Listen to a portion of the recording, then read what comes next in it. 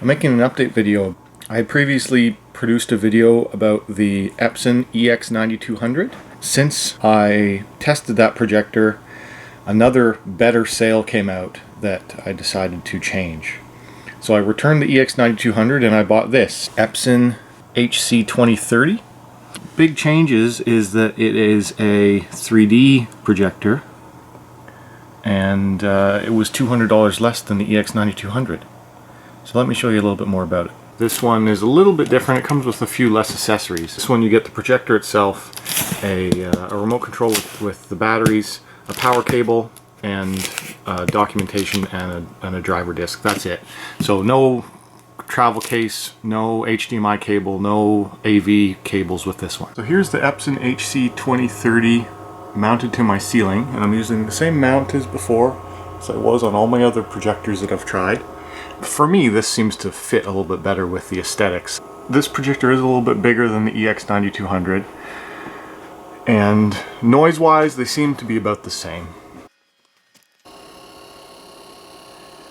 As for ports, it has two HDMIs, a VGA port, the composite, USB, and there's a serial port as well if you wanted to do some special programming.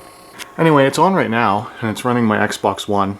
I have it hooked up to all my devices, but it's playing on the Xbox One right now. This projector produces a very, very nice picture, and I've been quite happy with it.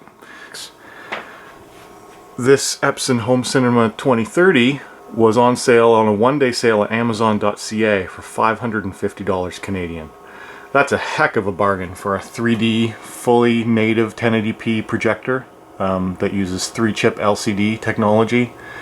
You can't find one for that kind of price usually.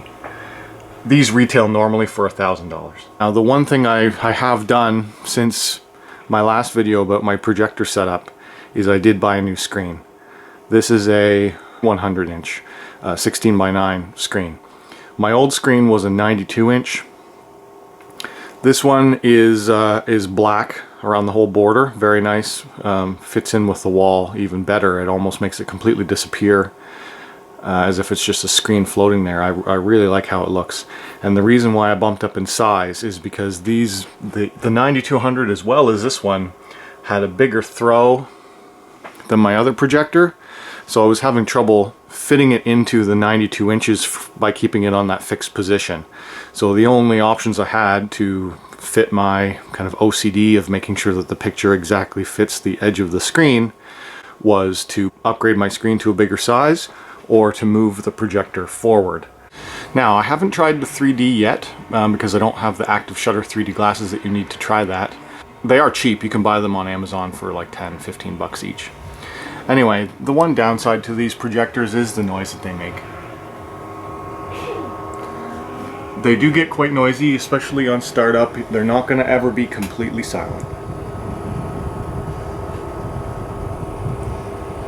Also, that light leaking through the vent, you can't see that. Oh, also, this is an older model now. This is the 2030. There is a new model on the market as of 2015, 2016, which is the Epson Home Cinema 2040, which looks exactly the same, but it has increased brightness and the processor in it is a little bit faster.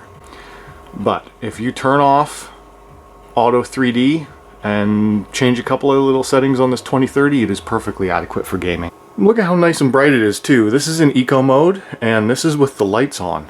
The light is currently on and the window is open. So that gives you a sense of how bright this projector is. This is just with me flicking the light off. The less ambient light you have, the better, but you can run it with daylight, no problem. I wanted to show you a similar demo of my other projector video. So this is the introduction to Forza Horizon 2, and I'll just let it play so you can see the quality, as well as something I showed before was the pixel density. So this is a 1080p native projector, and now I have the scaling set perfectly for my 100-inch display. The quality is great. I really like this. I'll go into the menu and show you how I have the settings set up next.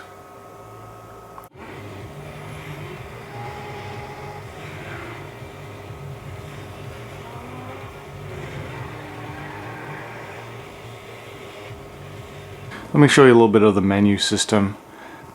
So it's different than the EX9200 was, but it's fairly easy to set up. So I have it set for natural color mode. Brightness is at 0, contrast is at -5, pumped up the saturation by 1, and I have it on eco mode. Also, in order to keep it on a fine image processing but still be quick enough for gaming, I've gone into 3D setup, and 3D is turned completely off.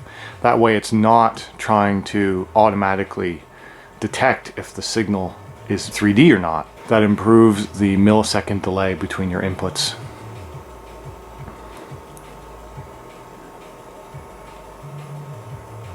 Network, it can have a wireless network, but it requires a USB Wi-Fi module, which I don't have. I have no intention of adding it. On the EX9200 it did have built-in Wi-Fi, but it's very limited in that you can only show pictures. You cannot stream video to it. It's running at a 1920 by 1080 progressive, 60 Hz. The different color modes. There's natural, there's cinema. We're in cinema mode now, which does kind of increase the contrast and colors a little bit. Dynamic is a little bit too crazy. It does take a few seconds for it to adjust. I don't like dynamic. Also, listen to the fans kick on when dynamic turned on. Living room changes the color balance so that it becomes more of a cooler color, which is apparently better for a living room environment where you have more ambient light. So you can switch between natural, living room, and then cinema depending on what you want to do. I also keep the auto iris turned off all the time, just because for me, if I hear it or if I see it trying to adjust, it kind of pulls me out of what I'm watching. I think that this looks great.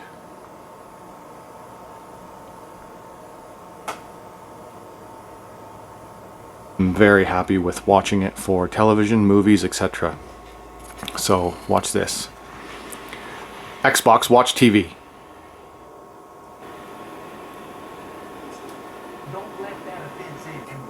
Xbox, go to YouTube. Play video 1. Xbox, go home. Pause.